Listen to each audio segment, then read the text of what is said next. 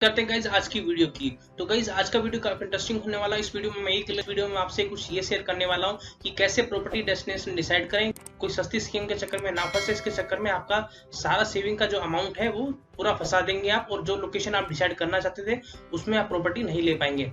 ठीक है, तो गाइज मैं प्रवीण कुमार, आपके अपने favourite YouTube channel Praveen talks पर। तो गाइज आज का वीडियो काफी इंटरेस्टिंग होगा। थंबनेल आप देख चुके होंगे कि कैसे प्रॉपर्टी डेस्टिनेशन डिसाइड करें, सस्ती स्कीम से बिल्कुल बचें। ठीक है, तो गाइज मोस्टली देखा गया है जितने भी बिल्डर्स होते हैं, डीलर्स होते हैं, वो लोग क्या करते हैं सस्ती स्कीम के चक्कर में, जैसे 999 1 लाख में प्लॉट लें, 50,000 में प्रॉपर्टी लें, तो वो स्कैम के चक्कर में आपको प्रॉपर्टी भेज देते हैं। और वो लोकेशन उस टाइप की नहीं होती जहां आपका प्रॉपर्टी में जो अमाउंट आपने इन्वेस्ट किया है वो एक अच्छे समय के अंदर वो डबल हो जाए, एक अच्छी रेट में उसकी रिटर्न आपको मिल पाए। ठीक है, तो गाइस कभी भी कोई भी प्रॉपर्टी में कहीं पे भी आप इन्वेस्टमेंट करते हैं, चाहे वो दिल्ली एनसीआर में करते हैं या किसी अदर आउट स्टेट में करते हैं, तो गाइस हमेशा उस लोकेशन का सबसे पहले कुछ लोकेशन में खुद जाके वहां पे पहले विजिट करें।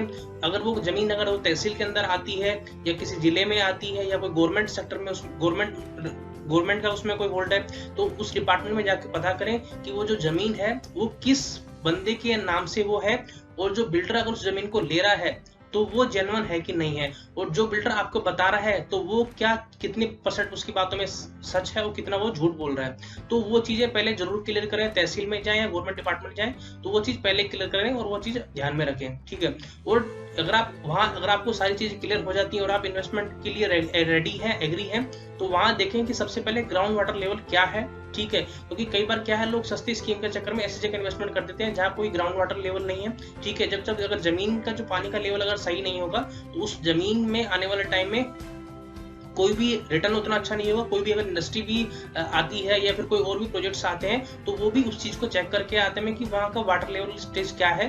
तो जब तक वो कंपनी कोई भी इन्वेस्टमेंट नहीं करती, जब तक अगर उसका पानी का लेवल सही नहीं होगा और जब तक जमीन का वैल्यू जब तक नहीं बढ़ेगी, जब तक आसपास कुछ सराउंडिंग डेवलप नहीं होगा, फैसिलिटीज नहीं होंगी या और अदर बेनिफिट नहीं होंगे। तो ये माइंडसेट हमेशा रखें कि कोई भी प्रॉपर्टी लें, वहाँ के आसपास का लोकल जाके विजिट करके देखें। प्रॉपर्टी इंस्टेंट कभी भी ना बुक करें, नहीं तो बाद में बहुत बड़ा खामियाजा आपको भुगतना पड़ेगा।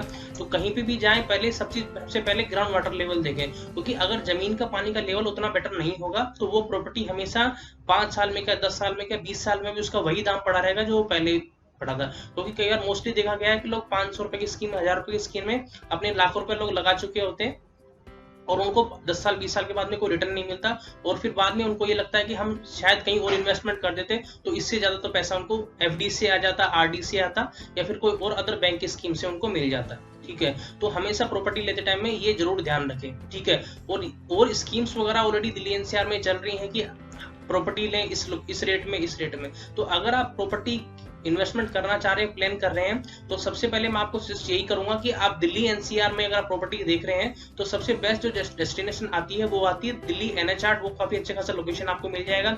ठीक है, जैसे मैंने आपको भिवाड़ी आपको बताया, मानेसर आपको बताया, नीमराना मैंने आपको बताया, तो ये जो लोकेशन है ये बेस्ट डेस्टिनेशन के अंदर आती है। यहाँ का जो वाटर लेवल स्टेज है वो भी अच्छा है, बट यहाँ पे कई बार क्या है, लोग क्या बिल्डर्स वगैरह क्या करते हैं, इस लोकेशन के नाम से आपको कहीं और प्रॉपर्टी दे देते हैं जो कि बिल्कुल आउटर में हो जाती है। तो ये चीज भी हमेशा ध्यान रखें कि फिजिकली आप वहां पर जाकर देखें कि आपको कौन सी प्रॉपर्टी को बता रहा है, कौन सी वो देना चाह रहा है। ठीक है, तो हमेशा प्रॉपर्टी लेते टाइम में पूरा क्लियर, सब चीजें क्लियर करके रखें। ठीक है, और एक बात और ध्यान रखें कि अगर कोई भी प्रॉपर्टी आपको बेच रहा है, ठीक है, तो अगर वो आपको ये बात कह रहा है कि अगर वो आपको स्कीम बेच के कह रहा है कि उसने 50 बीघा जमीन की रजिस्ट्री करवा रखी है, ठीक है, और वो पूरी उसकी जमीन है, तो गाइज ये क्या होता है, बहुत बड़ा स्कैम होता है। वो लोग क्या करते हैं, बहुत छोटी जमीन लेके स्टार्ट करते हैं और जैसे जैसे उनकी जमीन बिकती रहती है वो लोग बड़े लेवल पे जमीन एक्वायर कर लेते हैं। ठीक है, बट आपको वो सपना दिखा देते हैं कि उन्होंने पहले ही 50 बीघा की जमीन की रजिस्ट्री करवा रखी है और बड़ी जमीन उनके पास है, तो आपके माइंड में क्या है, बड़ा प्रोजेक्ट आता है, तो आप क्या है, बिना सोचे समझे इन्वेस्टमेंट कर देते हैं। तो हमेशा कभी भी किसी बिल्डर के झांसे में फंसे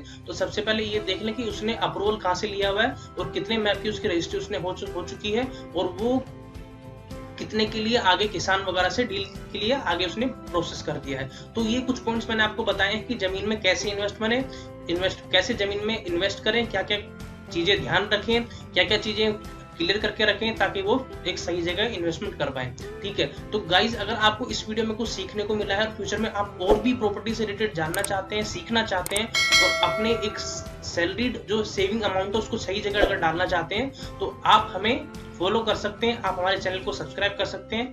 फिर मिलते हैं हम एक नई वीडियो के साथ।